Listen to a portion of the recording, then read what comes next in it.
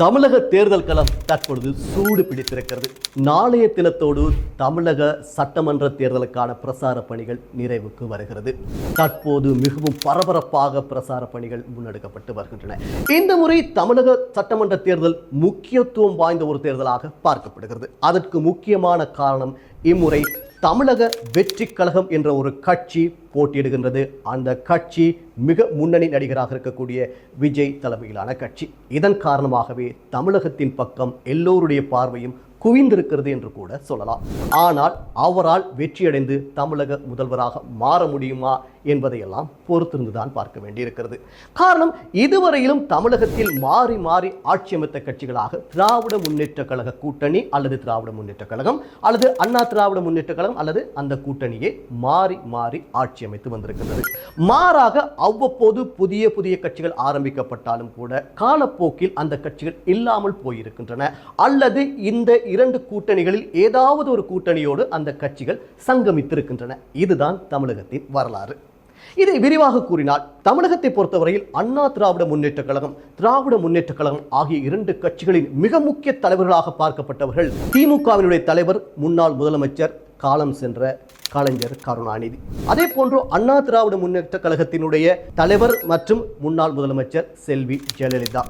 இவர்கள் இருவரும் கோலோச்சியிருந்த காலப்பகுதியில் இவர்கள் இருவருக்கும் சவால் விடுக்கும் வகையில் அரசியல் களத்தில் குதித்தவர்தான் கேப்டன் விஜயகாந்த். தேமுதிக என்ற ஒரு கட்சியை ஆரம்பித்த அந்த தேர்தலிலேயே அவர் வெற்றியடைந்தார். ஆனால் அவருடைய ஏனைய வேட்பாளர்கள் தோல்வியடைந்தார்கள். இரண்டாவது தேர்தலில் அவர் அண்ணா திராவிட முன்னேற்ற கழகத்தோடு கூட்டணி அமைத்து தமிழகத்தின் எதிர்க்கட்சி தலைவராகவே வந்தார். ஆனால் அத்தோடு அவருடைய அரசியல் செல்வாக்கு அப்படியே இல்லாமல் போய் தேமுதிக தேய்ந்தே போனது. இது வரலாறு.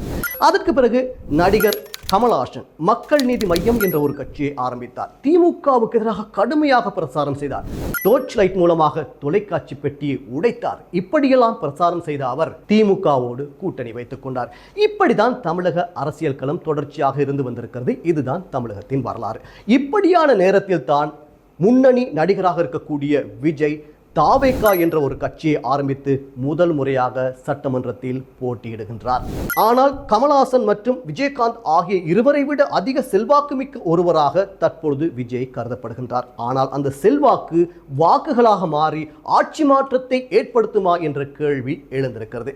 இந்த நேரத்தில் நாங்கள் ஒரு விடயத்தை பார்க்கலாம். தற்போது இருக்கக்கூடிய சூழலில் எந்த கட்சிக்கு அதிகமான செல்வாக்கு இருக்கிறது, எந்த கட்சிக்கு ஆட்சியை பெற்றுக்கொள்ளக்கூடிய வாய்ப்பு அதிகமாக இருக்கின்றது என்பதை சற்று விரிவாக பார்க்கலாம். தமிழகத்தை பொறுத்தவரையில் அதிமுக மற்றும் திமுக ஆகிய கட்சிகளே மாறி மாறி ஆட்சி அமைத்து வந்திருக்கின்றன. கடந்த முறை திமுக கூட்டணி அமோக வெற்றியடைந்தது.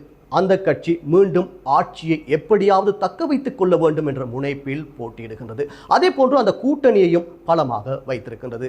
திமுக கூட்டணியை பொறுத்தவரையில் தொடர்ந்தும் அவர்களோடு காங்கிரஸ் கூட்டணி வைத்திருக்கிறது. அதே போன்று விடுதலை சிறுத்தைகள் கட்சி, மதிமுக, மறுமலர்ச்சி திராவிட முன்னேற்ற கழகம் மற்றும் இடதுசாரி கட்சிகள் போன்ற கட்சிகள் தொடர்ந்து அவர்களோடு கூட்டணியில் இருக்கின்றார்கள். மறுபுறத்தில் தேமுதிக இம்முறை திமுக கூட்டணியில் வந்திருக்கிறது. அவர்களுக்கும் 10 தொகுதிகள் வழங்கப்பட்டிருக்கின்றன. எனவே அவர்கள் பலமான நிலையில் இருக்கின்றார்கள்.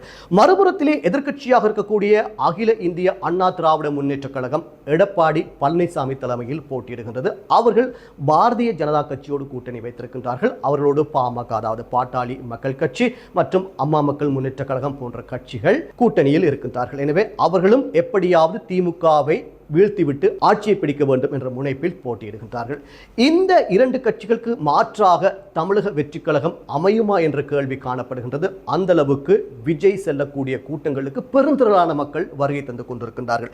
இந்த கூட்டங்கள் வாக்குகளாக மாறுமா என்று பார்க்க வேண்டியிருக்கின்றது. குறிப்பாக தமிழகத்தை பொறுத்தவரையில் 234 தொகுதிகள் காணப்படுகின்றன. எனவே இந்த 234 தொகுதிகளில் 118 தொகுதிகளில் வெற்றியடைந்தால் மாத்திரமே ஆட்சி அமைக்க முடியும். அப்படி இல்லாவிட்டால் அதிகமான ஆசனங்களை பெறுகின்ற கட்சி ஏனைய சிறிய கட்சிகளை இணைத்துக் கொண்டு கூட்டணி ஆட்சிக்கு செல்லலாம். இப்படித்தான் நிலைமை காணப்படுகின்றது. எனவே 118 ஆசனங்களை விஜயனுடைய தமிழக வெற்றி கழகத்தால் பெற முடியுமா என்பது கேள்விக்குறியாகவே காணப்படுகின்றது. மறுபுறத்திலே இளைஞர்கள் மத்தியில் விஜய்க்கான செல்வாக்கு அதிகமாக காணப்படுவதாக தெரிகிறது. ஆனால் ஏற்கனவே இருக்கக்கூடிய நாம் தமிழர் கட்சி, சீமான் தலைமையிலான நாம் தமிழர் கட்சி அதிகமான இளைஞர்களுடைய வாக்குகளை தன்வசம் கொண்டிருக்கக்கூடிய ஒரு கட்சியாக இருக்கிறது. எனவே அந்த கட்சியுடைய வாக்குகளை முழுமையாக விஜயால் பெற முடியுமா என்ற ஒரு கேள்வியும் காணப்படுகின்றது. அதாவது சாதாரணமாக 0.5%, 1% வாக்குகளை பெற்றிருந்த நாம் தமிழர் கட்சி தற்போது 8% வாக்குகளை தன்வசம் வைத்திருக்கிறது. அதாவது 35 லட்சம் வாக்குகள் அந்த கட்சிக்கு இருக்கிறது. எனவே படிப்படியாக அந்த கட்சி வளர்ச்சி அடைந்து வந்திருக்கின்றது. தொடர்ச்சியாக அந்த கட்சி தனித்தே போட்டியிடுகிறது. இது ஒரு புறம் இருக்கிறது. எனவே தற்போது மிக முக்கியமாக பேசப்படுகின்ற விஜயனுடைய கட்சி ஒரு புறத்தில், மறுபுறத்திலே தொடர்ந்து இளைஞர்களுடைய வாக்கு சதவீதத்தை அதிகமாக பெற்றிருக்கக்கூடிய நாம் தமிழர் கட்சி, ஆட்சியில் இருக்கக்கூடிய திமுக கூட்டணி, எதிர்க்கட்சியாக இருக்கக்கூடிய அதிமுக கூட்டணி, இதற்கு மத்தியில் போராடி விஜயால் வெற்றியடையக்கூடிய சாத்தியம் சற்று குறைவாகவே காணப்படுகின்றது. ஆனால் இந்த இரண்டு பிரதான கட்சிகளில் யார் ஆட்சிக்கு வரப்போகிறார்கள் என்பதை தீர்மானிக்கும் ஒரு சக்தியாக விஜய் காணப்படுவார் என்பதை அரசியல் அவதானிகள் கூறி வருகின்றார்கள். தற்போது இருக்கக்கூடிய சூழலில் திமுக மற்றும் அதிமுக ஆகிய கட்சிகளுக்கு இடையிலேயே போட்டி காணப்படும் என்று சொல்லப்படுகின்றது. 4 முனை போட்டி என்று சொன்னாலும் கூட இந்த இரண்டு கட்சிகளுக்கு இடையிலேயே மிகப்பெரிய போட்டி காணப்படும். இந்த இரண்டு கட்சிகளில் ஒன்றுதான் ஆட்சி அமைக்கப் போகின்றது என்பதுதான் தற்போது வரக்கூடிய கருத்துக்களாக இருக்கின்றது. பொறுத்திருந்து பார்க்கலாம். அதாவது எதிர்வரும் 23ஆம் தேதி தேர்தல் நடைபெறப் போகின்றது. அதே போன்று மே மாதம் 4ஆம் தேதி வாக்குகள் எண்ணப்பட்டு முடிவுகள் அறிவிக்கப்பட இருக்கின்றன. எனவே அடுத்த தமிழக முதல்வர் மு.க. ஸ்டாலினா, எடப்பாடி பழனிசாமியா அல்லது தமிழக வெற்றி கழகத்தினுடைய தலைவர் விஜயா என்பதை பொறுத்திருந்து பார்க்கலாம்.